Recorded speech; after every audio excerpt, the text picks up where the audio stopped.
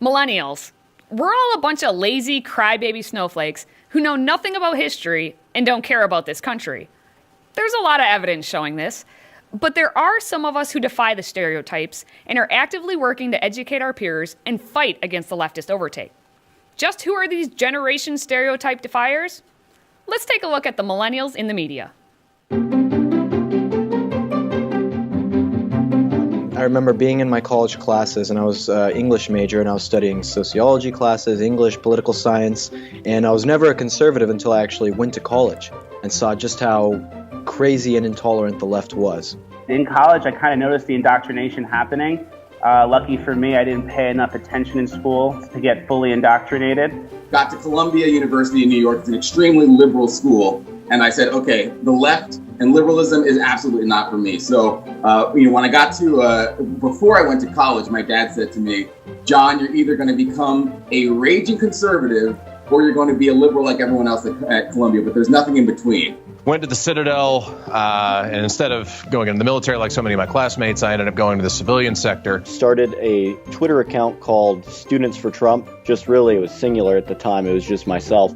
And I did this because I was really interested in Donald Trump, really interested about the things that he was saying about, our economy, about immigration, about foreign policy. I eventually started a YouTube channel just so I could be, more involved in the conversation surrounding a lot of the cultural issues that apply to people my age. So what I did was I didn't write a book called Reasons to Vote for Democrats, a comprehensive guide. It is 260 completely blank pages. And then eventually I ended up making a video on my campus where I went and asked women what they thought of the wage gap.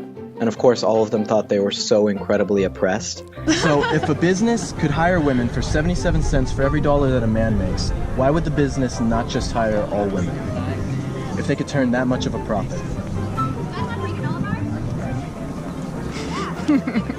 Long story short there of how I'm now working for PragerU. But I knew some of the people going to the protests, and I knew they were not well versed on the topics they were protesting. So I figured if I can go show the protesters and show them in a neutral light, just basically ask them basic questions and see what they think, I knew that would help, fight back against the toxic narrative the left has been pushing. Are you guys for or against Ben? Against Ben. Do you think he should speak tonight or no? No, not at all. I don't know what he said specifically. Okay. Do you know any quotes or anything? I don't know what he said specifically. I just don't agree with his platform and his party platform. We started tweeting out from the debates, the primary debates. People loved our content, loved what we were doing. And the campaign eventually reached out and they wanted us to expand it. We created a ground movement. We got people in almost every single state. We had over 200 chapters. Started off at the National Journalism Center, started off working in the religious press, then kind of bounced around conservative media until I ultimately landed at CR, then CRTV, now Blaze Media.